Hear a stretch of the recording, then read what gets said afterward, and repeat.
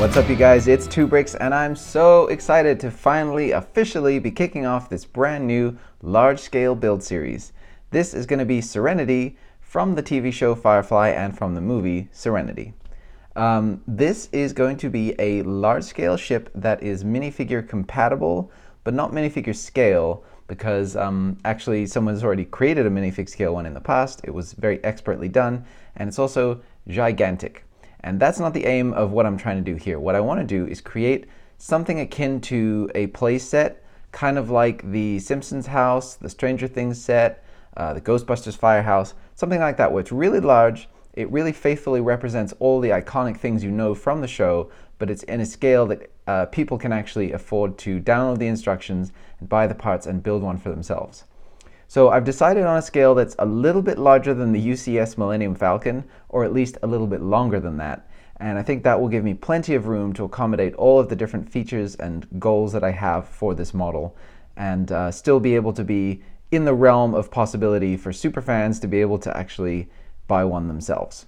So today I'm going to give you guys a look at what I've done so far. It's not a ton, I'm just getting started, but there's going to be models that I have instructions for and things like that, so stay tuned until the very end. I'm going to show you guys all the different elements, and I'm going to explain what I'm going to be doing with everything. Alright, so without further ado, let's take a look at the crew. Alright, you guys, so let's take a look at the figures. Now, possibly the most important element of Serenity is her crew.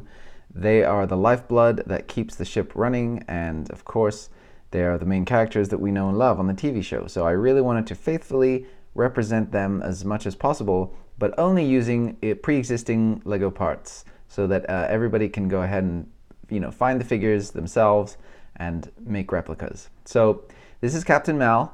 He's obviously the captain of Serenity. He's what's known as a brown coat, which is somebody who fought in the War of Independence. I'm going to kind of recap a little bit of the storylines from the show for people who aren't familiar. Basically, there's like not quite an evil empire, but definitely an oppressive government in charge. And so Mal and a lot of people like him fought against that and tried to gain independence for themselves and lost. And so when we find them in the show, they're kind of not on the run exactly, but not super welcome in civilized society. So Mal comes with his faithful and trusty revolver, which he has in the show. It's kind of like a space revolver in the show. It's a little bit kind of futuristic, like everything is in Firefly. It's like old rustic Western stuff, but also futuristic somehow. I gave him the torso and legs from a Cassian Andor figure because I think that the color of the coat and the shirt, plus the kind of gun holster on the pants, it just works out absolutely perfectly for Mal. And he's kind of a Han Solo type, so it's fitting that I used Han Solo's face and hair for that. And really the only thing I could ask to be any better about this, any closer of a match, would be if I could have kind of the shirt with suspenders look that he has in the show. But you could just pretend that his coat is currently covering his suspenders up. Yeah, I think this is a really good representation for Mal, especially he's got that kind of wry smirk that he has on the show. Mal's always coming up with some kind of crazy plan, and so yeah, I think that face just fits him really well. I like that they gave this figure some back detail too, so it really is like a pretty deluxe torso there for the captain of the ship, as is fitting. So there he is. And next up we have Zoey, which is the faithful number 2 on the ship. She's kind of the right-hand gal for the captain. She keeps him kind of grounded and reminds him that sometimes his plans get a little too crazy. She kind of acts as the voice of reason, but she's also a stone-cold badass. So I really like this character. I used a Padme figure from the Clone Wars because it has just the perfect kind of red vest look and the dark tan arms, which is basically exactly what Zoey has in the show, so it's absolutely perfect. And then again, she has the legs with the holster printing on, so that works out great. Everyone in the show is completely strapped at all times, so that's good. You see a lot of holster pants in this series. She's carrying a fairly sizable rifle. In the show, she kind of alternates between various rifles and shotguns. Yeah, she's a heavy weapons expert, so that makes sense. And of course, the brown ponytail there for her hair. I think she kind of has her hair in a lot of different styles throughout the show, but I think that this one is kind of emblematic of when she's getting ready to go into combat. She kind of pulls it back, and I think this is a good look overall for Zoey. So yeah, she's an old war buddy of the captain's, and they have a really special bond because of that. And there's just a really great dynamic between them in the show. So there we go. There is Zoey.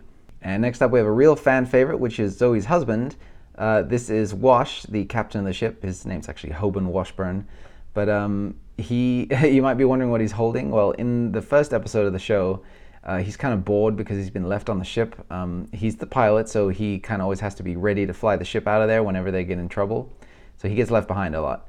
And he's got these two dinosaur toys. The one on the left is supposed to be a Stegosaurus, and then he's got the T-Rex, and he kind of acts out a little scene where there's a sudden but inevitable betrayal, and somebody gets eaten. So that's a lot of fun. And of course, that became instantly super iconic, and I had to include that with his character. He's wearing a Hawaiian shirt, which is from the most recent depiction of Dennis Nedry from the Jurassic Park line, and it fits absolutely perfectly with his character. I think he only wore a Hawaiian shirt once or twice on the show, but it kind of became like his look. And usually he's sporting a dark green jumpsuit underneath, so I just have the dark green pants for that. Newt Scamander's hair is a pretty perfect match for him as well, and he just has that kind of wide-eyed, innocent facial expression, which just kind of captures Wash really well. I think he's a super optimistic guy on the whole, and he's also extremely funny and kind of like the heart of the crew. So yeah, love Wash.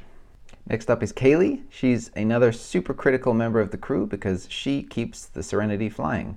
She's kind of the ship's engineer, mechanic, what have you. Anytime that there's holes that need patching in the ship, she's there to do it. I've given her a comically oversized wrench to kind of accentuate her importance in that role.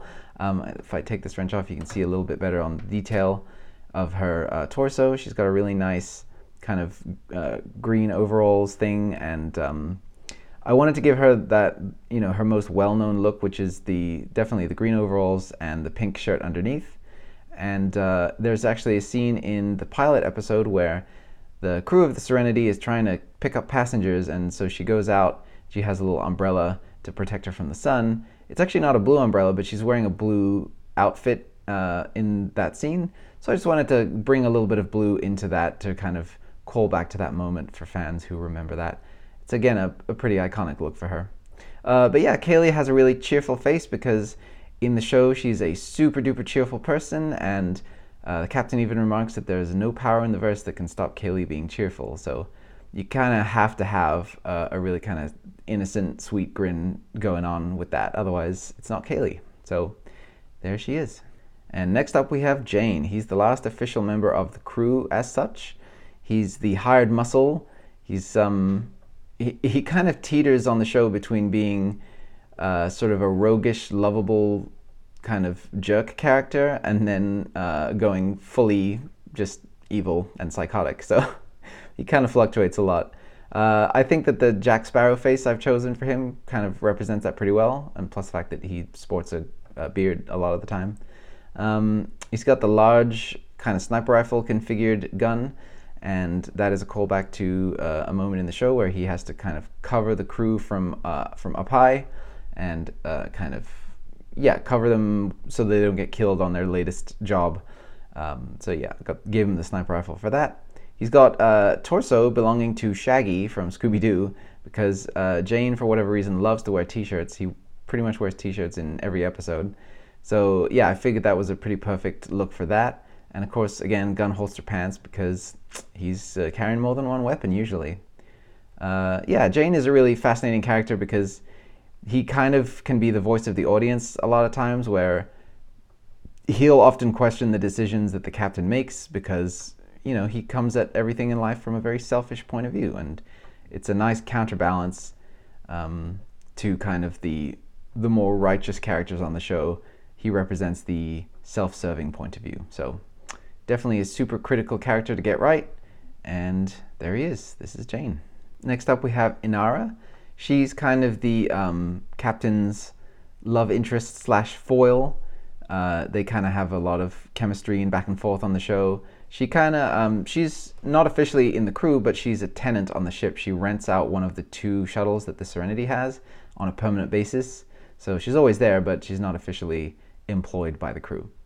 I gave her a two-part outfit, which is taken from the torso is a Ninjago piece, and then the bottom is from an old character dress from an old castle set, which I think the two of them work together pretty well. She's always kind of having some kind of red and gold accent in the show, so I think that ends up representing that pretty well. And then I've given her a little gold bangle on the one side just to show that she's a little bit of a fancier character and a bit more elegant, and she's got jewelry and stuff, where the rest of the crew are very much stripped down and gruff and just ready to fight. So yeah, I definitely wanted to call that out a little bit in the design. I have an alternate accessory for her, which would be this bow and arrow, which she uses in the movie, in Serenity, when the crew has to get down and fight. So that can be something that she can have as well, but for right now she's just in her kind of standard, her standard kind of hanging out on the ship outfit. So there is Inara. And next up we have Simon Tam. Now Simon is a fascinating character on the show because he's very stern and very serious, but for very good reason, because he wound up giving up a promising future as essentially a wealthy person living in the kind of plush areas of the universe, serving as a doctor. He gave all that up so that he could rescue his sister from an evil government facility. So he's he's constantly conflicted between his duty to protect his sister and his kind of, he's kind of conflicted because he always has his duty to his sister to try to protect her, but then he winds up not really ever having anything for himself. So it's a very interesting guy, and I felt like, I think that this kind of Bruce Wayne-esque look with a little bit of a furrowed brow kind of shows that off pretty well. But he's still got slightly tousled hair, so he's not super serious, even though he's wearing kind of almost a tux. I've given him his medical bag for his accessory. He serves as the ship's medic and constantly patches up all of the different bullet holes and stab wounds that they have from their various jobs. And I think there's not too much visually going on with this character. He's very reserved, and that kind of works for him. So that is Simon Tam. And then Simon's sister River, the person that needed rescuing, she's depicted here in full-on super badass mode. In the film Serenity, she kind of comes into her own, and her true purpose is sort of revealed and activated. And so, she becomes essentially a living weapon. She's like a Terminator almost. Which, call back to the Terminator TV series for fans of that, if there's anyone here who happened to have seen that show. She's wearing a dress which is taken from the latest Harry Potter collectible minifigure series. She's always wearing some kind of loose-fitting, kind of flowy dress that I guess is supposed to kind of show her flighty personality, where she's very kind of not all there all the time. She's kind of lost in her own thoughts and lost in her own world. So I think that kind of hippie look works really well for her. So I've just represented that pretty simply here with the dress, and then she's got her two weapons, the axe and the sword, from the iconic look that she has on the poster for the movie Serenity. So had to get that in there, and I think it works pretty well. So there is River. And last up we have Shepherd Book. Shepherd is kind of the angel on the captain's shoulder, where he's constantly reminding him not to go too far and reminding him of what's right and questioning the actions that they take on the crew. So he has a really important role to play as a character, but he's a very, very simplified, reduced kind of figure. He doesn't really have anything as far as accessories, and a very, very simple outfit. Technically in the show he usually wears a gray shirt and has his little priest collar, but I don't have anything like that, and I just wanted to kind of, again, just represent how he's very, very simple, and his whole thing is just exploring the kind of moral quandaries of the universe and exploring himself. So he doesn't have a lot going on. He leads a very kind of austere life. So yeah, Book's got he's got the gray hair with the ponytail on the back. And there's a great scene in the show where he kind of lets his hair free and it goes all wild and crazy. And I really want to find a hairpiece that can capture that. There's a few that are kind of close, but nothing to quite show the full hilarious magnitude of his unleashed hair. So I'm gonna keep looking for that. He uses Dean Thomas's face from the latest collectible Harry Potter series, and I think that given his overall pretty cheery disposition, I think it works pretty well for him. Yeah, I think this worked out really well. So there's Shepherd Book. All right, you guys, so here is the first actual official build that is going to be a part of the Serenity ship. This is called the Flying Mule, which is a hovercraft that the crew relies on to kind of pick up and deliver cargo, and it deploys from the main hangar bay of the Serenity. And it was only featured in the movie because they kind of had an increased budget at that point. And so it's implied that after the show, but before the movie, they purchased this handy-dandy little flying machine. And it's such a cool, unique design. I love the striking yellow color scheme. It really makes it feel very kind of rough and tumble and, you know, kind of construction equipment kind of a thing. So I think that sells it really well. There's a couple of these little cargo boxes off to the side. There's seating for 4 crew members in here, and then I have a nice little console setup, and then there's a minifig hand, which is 1 control stick, and then there's a second one here. Usually when Zoey is the one who's piloting this thing, or at least in the one scene that we see it in, she's the one who's flying it, and she's got these 2 control sticks on either side. And I just put a little bit of extra detail in here with this printed piece that has a design on it, which is actually present on the real thing. It's a little bit more of a square design with a cross in the middle, but, you know, it kind of evokes that. And then there's this big kind of central crane setup right here, which I'm not entirely sure how exactly that works, but I'm assuming that they would be able to pick up heavy cargo on this side and transport it back to the ship.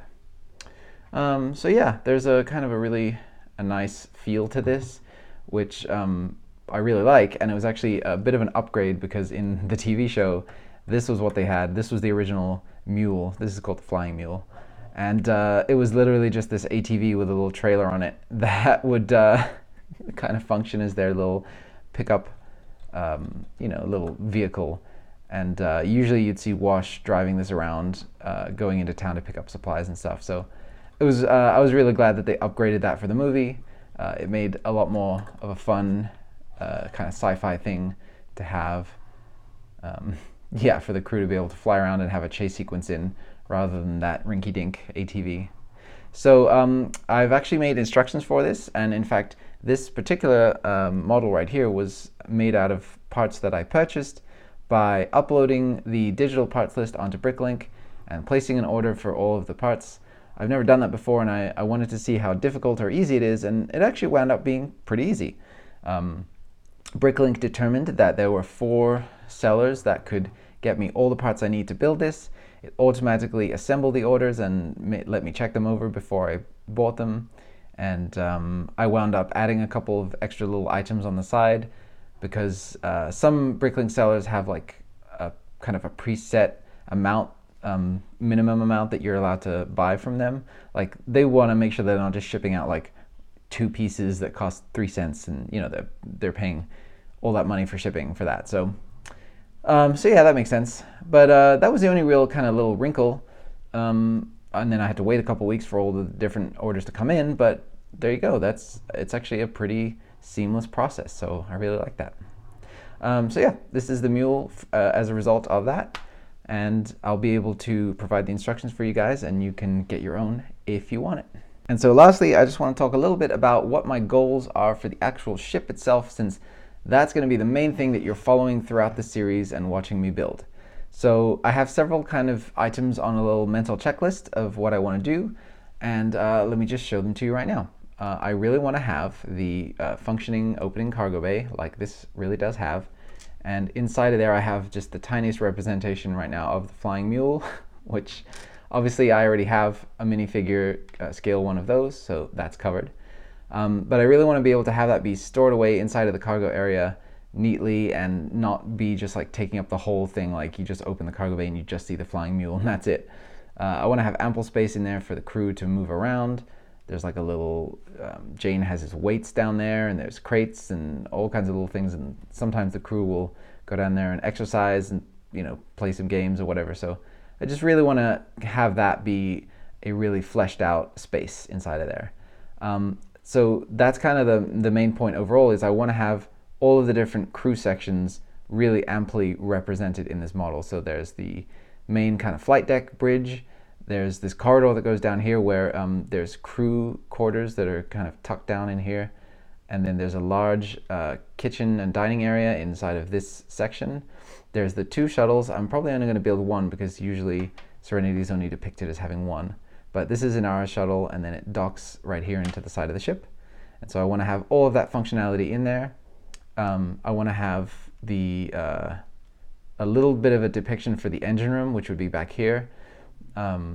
Because, you know, the ship, they actually built the sets to be all on one level so that they could actually go, you know, leave the cargo bay, enter there's like sick bay back here and the engine room and stuff. And I really want to have that be something that you could kind of picture the crew doing in the real ship model as well. So that's function number 1, just getting all of the interior spaces nicely represented. Number 2, obviously I need to have the engines be able to angle to the same degree that they do in the show. So when Serenity's landing, it can have the engines down. If they want to do some tricky maneuvers, they can, you know, angle, they can kind of, they can maneuver the engines as needed to pull off tricky maneuvers. So I definitely have to have that in there. Then at the back here, the actual kind of Firefly portion of this, the engine has a kind of a light up component to it where these little flaps will open up and you'll see the lighted part of the engine inside of there. I really want to have some kind of a representation for that, and I'm definitely going to have the opening flaps as well because that's just a really crucial part of the design. And I'm going to see about lights on the inside of there, but I want to stick to just strictly Lego parts if I can. So that might be something that's kind of an optional. Maybe I'll make it so that it can be lit up. I'll kind of accommodate for that, but I won't necessarily include that in the main design. I'm not sure yet. That's something that's kind of to be determined. And the last function is I really want to try to get the landing gear here to be able to fold up and go inside of the ship like it does in the movie. But that one's kind of iffy because that sounds like an awfully tricky thing to figure out. And if it's going to be something that ends up, you know, kind of hampering any other functionality or something that becomes prohibitively time consuming, I don't want to sink all of my time and energy into something that's, you know, that's fairly minor on the ship itself. So hopefully I can figure that out, but there'll definitely be a representation for landing gear in there for sure. Just the folding function is the one with the question mark. So yeah, that's about it. I mean, the ship currently right now I have a measurement that I'm going off of in my head of 140 studs long, which makes it about 7 inches longer than the UCS Millennium Falcon. And I've just barely begun to mock up some of the interior spaces. Like for example, I have an idea for what the bridge might look like. You know, the bridge has 2 seats and has wraparound consoles, and I really want to represent that. You know, otherwise I wouldn't consider it to be a complete rendition of the ship. So that's the kind of level of detail that I want to try to capture throughout. You know, if there's something that's iconic in the ship, I really want to try to get it in there if possible, if the structure will allow for that. So, and of course, I have to leave a little spot here for Wash's dinosaurs to be able to hang out on the dash. So yeah, this is kind of the way that I'm thinking about it. I'm probably going to do a bunch of little mock-ups of the different internal spaces and then just see about how I can create the ship structure around that to accommodate that. So here is the whole collection of stuff that I have so far. Obviously, like I said, it's not a ton yet, but the ship is going to be growing pretty quickly, and it's going to be pretty impressive when it's done, I think. Firefly is just one of those special kind of moments in pop culture that captured the hearts of a bunch of people in a really, really special way that that doesn't really go away over time, and there's still super active fans today that are clamoring for more Firefly, petitioning for that to happen. So I really want to have something that is a gift to those people. I am one of those people, so I definitely want this for my own self as well, but I just want to be able to have something that people can download the instructions for, purchase the parts for the entire thing, and just have it on their shelf and be super proud that they have, you know, the kind of definitive version of the Serenity with all of the things that they love from one of their most favorite beloved TV shows. So that's the goal here, and hopefully I hit the mark. I'm definitely setting the standard really high and kind of holding myself to that. So yeah, I hope you guys are going to enjoy going on this little journey with me. It's probably going to take several weeks, if not months, to get the whole thing exactly how I want it. And I'm going to try to do as many regular progress updates as I can. And I'll also be sharing if there are instructions for things along the way that I can share with you guys, like for example, the Mule or the Flying Mule, and I have the Mini Serenity. I have instructions for those as well. That will be something that I'll be making available to you guys along the way as well. So the only thing that I ask is if you enjoy the video and you think this is something that you or a friend could benefit from or would enjoy seeing, share it around, let everybody know that this is a project that's happening, because Lego Ideas kind of let us down on that one. The Serenity that was submitted was never made into a set, so we have to step up as browncoats and make it happen ourselves. All right, you guys, so yeah, if you enjoyed it, thumbs up, subscribe for more videos. You guys know the deal. I'll try to bring you an update on this as soon as I can. Until then, you can't take this guy from me. Thanks, you guys.